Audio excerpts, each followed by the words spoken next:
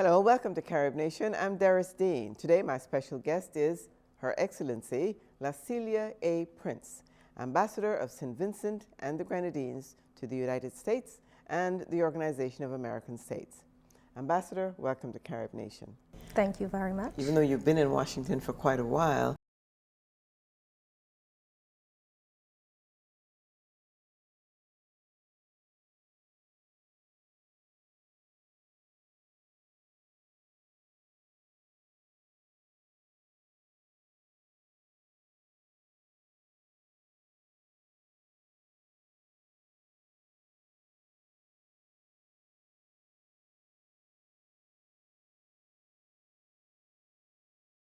So on the personal level, there isn't much time for enjoyment, but in terms of the job itself, it can be very satisfying. how do you see your role in Washington apart from your responsibilities to the OAS, to the State Department, in relation to your constituents, My diaspora. Your diaspora? That is a very good question, and our embassy has been very actively engaged with the diaspora. Our diaspora is numerous throughout the United States, East Coast, West Coast, Southern, so it keeps us occupied. We of course cannot be in all places given the two other main responsibilities to the OAS and to the United States, but we do have engagement with the diaspora.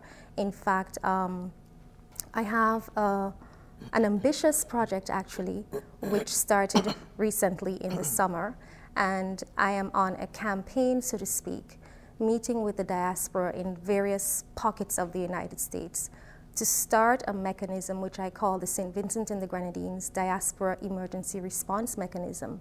Mm-hmm. And the idea is to have a central committee of Vincentians who would be readily placed with established protocols to follow in the event of a natural disaster hitting St. Vincent and the Grenadines, so that we can have a coordinated, effective response for our country. That is very interesting. As you know, Ambassador Antoine recently wrote a book about some of the pitfalls, I suppose one might say, of becoming an ambassador, and some of the information that he, as one of the ambassadors from quite a while ago, didn't have access to certain protocols or certain systems set in place. And that was one that he mentioned to me was particularly important, or one that he felt was really needed. So I'm glad to see that somebody's taken the initiative and yes, put that into place. It's an idea that I had when I became ambassador in 2008, and I do recall that at my very first outing for a town hall meeting with the diaspora shortly after I presented credentials, I mentioned it, and the diaspora was keen on the idea, but truthfully with the other demands on my schedule, I just really did not have the time to activate the mechanism. However, unfortunately, in light of the Haiti earthquake, that is what brought to the fore the importance of having that mechanism in place. Right. And that was evidenced when my own embassy sought to reach out to the various Vincentian diaspora organizations to see what each one was doing. And we saw that the coordination was extremely difficult. There were instances of duplication of efforts. There were instances where there was room for complementarity of efforts, but it was absent, and it made me think immediately, what if this happened to St. Vincent and the Grenadines? We would not be in a position to respond coherently, effectively, immediately. So that is what inspired the idea, and now we are taking this message to the diaspora, and we hope that we will be able to have a mechanism in place within the next few months. Moving on a little bit from working as ambassador, I've heard the term thrown around, the Hillary Clinton effect. Many people have felt that governments have decided that there would be a better relationship, woman to woman, by having women have that role of relating to, working with the State Department. What is your view? Well, I too have heard of the Hillary effect. I do think that the fact that Secretary Clinton is the person that she is and the Secretary of State that she is, the formidable woman that she is, who has a track record of public life. She was a very active First Lady. As a senator, she was very active, and she equally brings these features, these characteristics to the office of Secretary of State. I do believe that there is merit in that, but I also do believe that considering the last 4 administrations had 3 female secretaries of state, it could be a cumulative effect. Woman to woman, yes, I suppose that there is some merit to that, in that it is a positive reflection of the country when they have a female envoy to as prestigious a posting as Washington, D.C. I think that it does create a positive image as well. So I believe that in the end there is something to that. Yeah, it gives an impression or an understanding of the importance that that country places in the attributes of their women. Yes. Of its women. And recognizing the contributions that they can make. Yes. Which I think has been overlooked over time.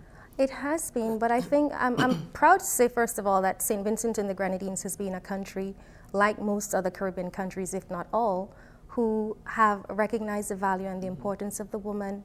I am not the first ambassador of St. Vincent and the Grenadines. I'm the first female ambassador to Washington, D.C., and we traditionally have had women playing important roles at all levels of government. We have female ministers, and the deputy speaker of the House is female. But I think other countries are now recognizing the importance of that. And in that respect, I would say that the Caribbean has been a trailblazer. Yes, of course.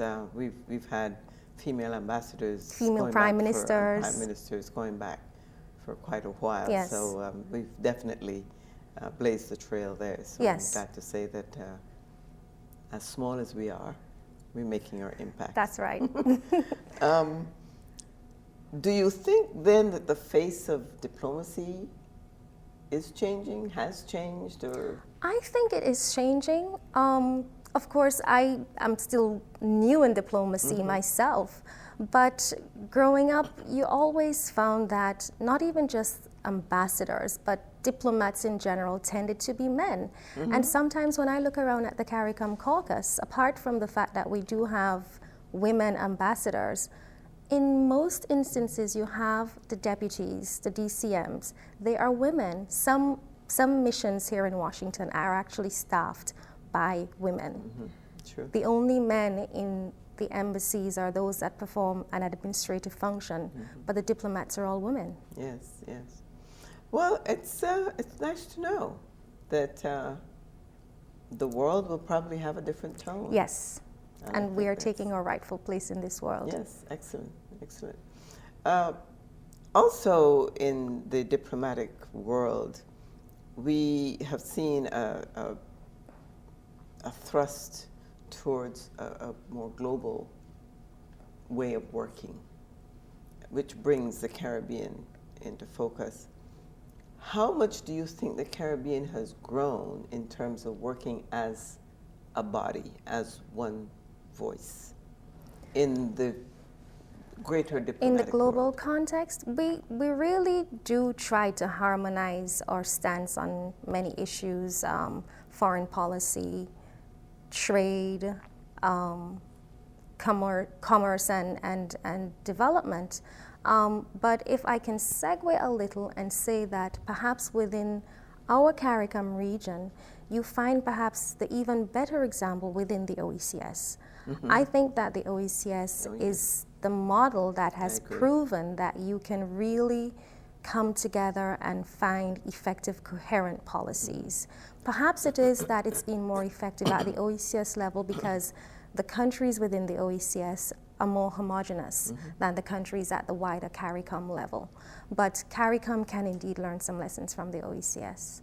I agree with that 100%. I've been an advocate of that OECS type model for quite some time because I really think the wider Caribbean can benefit Surely. from that tremendously. especially in things, in sectors such as health. Right. I think that is one of the areas in which the Caribbean can work Health, much more closely together. the justice system, the currency, the common currency. And it's not a story that is often told, but the European Union, when they were moving towards the single currency, the euro, they actually studied the OECS model, the way the currency applied, because like the European Union, at the time the OECS countries moved to the single currency, some of the countries had a bit of a disparity in terms of their economic levels. And so, again, back to an earlier point, we're small, but we can be an example to others. To talk a little bit about you, trade was your interest. Well, yes, that was one of the specifically- segues of my life. Was that with anything specific in mind? Well, maybe I could tell you the story, which is that I studied law. I did my master's at Cambridge University, and when I finished, I wasn't quite sure exactly what to do in terms of the corporate law degree that I had. I know I did not want to go into the corporate world, and that I wanted to do something that would benefit the development of the Caribbean.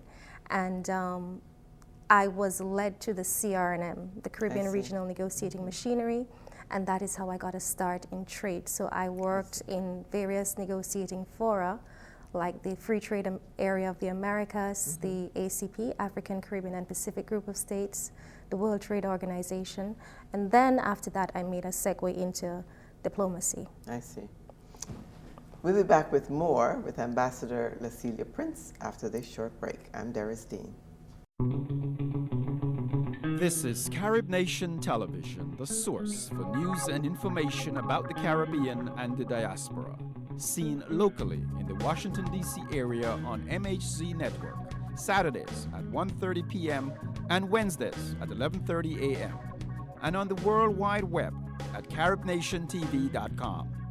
Carib Nation, the television for one people, one culture, one Caribbean, one nation.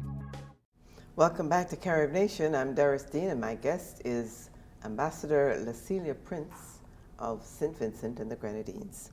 Ambassador, let's continue to talk a little bit about you. We didn't touch on the fact that you are the youngest ambassador, the youngest accredited ambassador in Washington. That's right. How does that feel? I don't feel my youth compared to other ambassadors in that everybody has accepted me as a colleague. I'm not made to feel that I'm junior to anybody. Little girl, yes. Correct.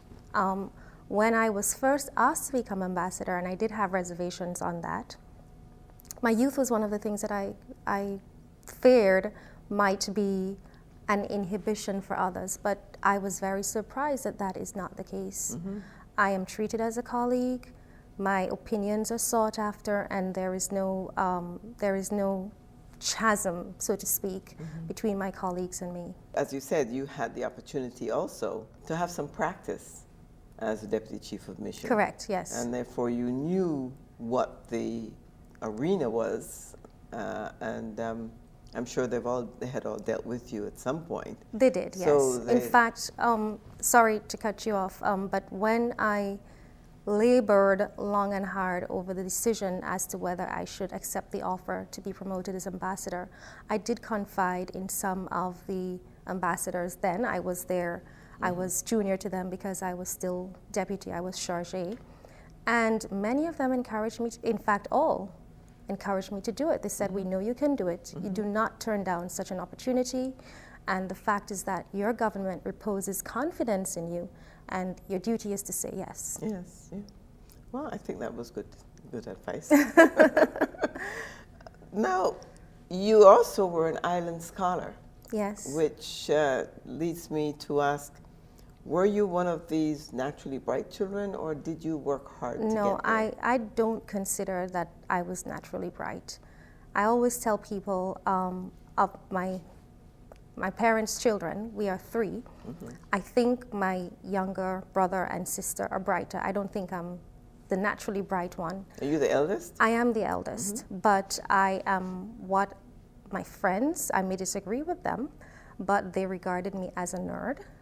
But I do work hard. The dedication is what I have, and I think that that has made a difference. Perseverance. Yes. What did your parents do? My mother is a teacher. Well, she's now retired. She's a school teacher, and my father an auto mechanic.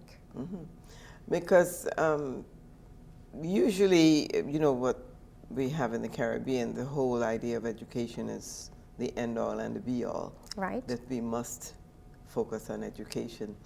Did you have that drive behind you to make sure that you always do your best, that you work hard, and that will lead you to where you want to go? Yes, I had a very positive environment, and I think I am a product of that. I come from a home where my mother is a teacher. I was used to seeing her giving lessons to other students. My father always perfecting his own profession. So we were taught to put our best foot forward. We had the support of our parents. I was fortunate also to have gone to very good schools. And so we had the support and the endorsement and the encouragement of the teachers. The Island Scholarship, to be quite honest, was a surprise for me. For several reasons, because number one, I didn't think that I was one of the brightest persons in the class. And up to that point, traditionally, the Island Scholarships went to the sciences. And that year, we actually broke the mold. And from then, that was history. Wow, it's amazing. Yes, because I had a discussion with my husband about that recently, that in most of those high schools, you were channeled very early. You were channeled. And the sciences were always considered a natural. I was being channeled towards the sciences, but I resisted. I knew that I did not have the inclination nor the desire. Apart from that is the fact that to be a strong student in sciences, you need to have a mathematical mind, and I don't. And so I remember that there was considerable pressure on me to go to the sciences, but I knew that it was not my interest. And so I decided that I was going to choose my own path, and I look back and I have no regrets about it. Did you always want to do law? Yes, well, in the earlier part of school, that is to say high school and sixth form, I did have a liking for law, but it was my second option at the time. The first option at the time was linguistics. Somewhere along the line in sixth form, I realized that it may not have been realistic as a young person. I obviously did not know the broader horizons that were out there, and I was just thinking in terms of St. Vincent and the Grenadines. And for some reason, I came to conclude that if I studied foreign languages, I would end up being a teacher. And I did not want to do that because I didn't think that I could perform that role very well. And so law became my option, the option. Although I did have some challenges with that because my parents were not supportive of that choice. You know, in the Caribbean, when we think of law, we tend to think along one particular path, and that is the criminal lawyer who defends the drug dealers and the murderers and the rapists. And so I did not initially have their blessings. And I had to get some intervention before I actually got them on board. And, you know, because I got the Island Scholarship, I was able to pursue studies in law. Yes. Well, I think that is more so now than it was before, because in my time, most parents wanted you to be a lawyer or a doctor. A doctor or a lawyer, exactly. But since society has changed so drastically, that most lawyers spend their time defending criminals. Yes, and then you see the thing too is that in our societies in the Caribbean, which are small, it doesn't really lend itself to much specialization. Right. And the usual criminal practice and the usual aspects of civil law are what become the norm. So at the time, even me, I did not even at the time when I entered, even when I had my first lesson in the law, I did not realize the broad ambit of the law and how wide its application is into our lives generally. True. Okay, we'll be back and talk some more. Very well. Coming back, we'll be talking some more with Ambassador Prince of St. Vincent and the Grenadines. Right after this, I'm Doris Dean. This is Carib Nation Television, the source for news and information about the Caribbean and the diaspora. Seen locally in the Washington, D.C. area on MHZ Network, Saturdays at 1:30 p.m. and Wednesdays at 11:30 a.m. and on the World Wide Web at CaribNationTV.com. Carib Nation, the television for one people, one culture, one Caribbean, one nation. Welcome back to Carib Nation. My guest is Her Excellency Celia Prince of St. Vincent and the Grenadines. Ambassador, you have been named as a role model for young people in St. Vincent and the Grenadines. Who was your role model and why? I had a series of persons that were of positive influence in my life. So I would not name one particular individual, but let's start in the home. My parents were role models for me because they have taught me the value of hard work, of honesty, of perseverance. At school, I had the same values reinforced. My mother is a religious person, so I was raised at church, so that was equally reinforced there. Within the wider society, there were also persons who were personalities, major personalities in our countries, doctors, lawyers, and even just family friends. So I was fortunate to have been cultivated in a very positive environment, and that is why I feel the need to be able to give back and to be a role model insofar as I can be for others, because there are people who do not have a complete environment such as that within which to grow up. Some people might have the positive environment at home, but it's not the same at school, or that there might be the absence of the role of the church and so on. And so it is important whenever we can be a positive influence in anybody's life to do so. Do you have any specific programs, projects, ideas as to how you might fill that role? Yes, I have been asked to go to schools and to speak to young people, which is something that I have seriously considered but not able to fully incorporate it into my already existing busy schedule. I've recently been invited as well to serve as an advisory board member at a school here in Washington, D.C., where I can go in and meet with the students as well, because they're trying to expose the students as much as possible to many people from the international community that can inspire them. Your feeling about the role of the diaspora, and again, whether it is being handled efficiently by the countries at this point? I would reserve on pronouncing on how each country approaches their diaspora. I could speak from the point of view of St. Vincent and the Grenadines. You would have been, if I remember correctly, integrally involved in the Conference on the Caribbean in 2007. And I think when we had that conference and the diaspora came out in their numbers, that was a moment that clarified for so many of our heads of government the importance of the diaspora.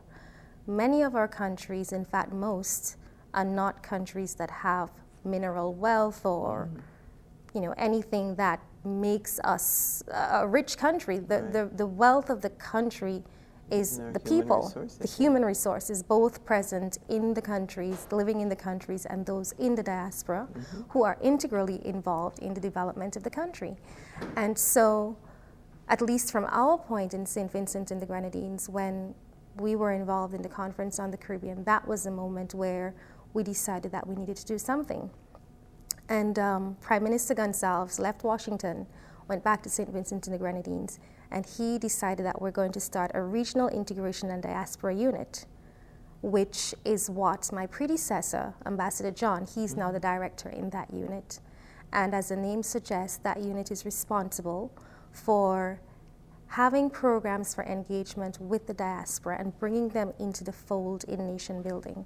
And I'm also proud to say that when we established that unit, it became a model for other countries. So since then, I think all the OECS countries have now established units based on ours.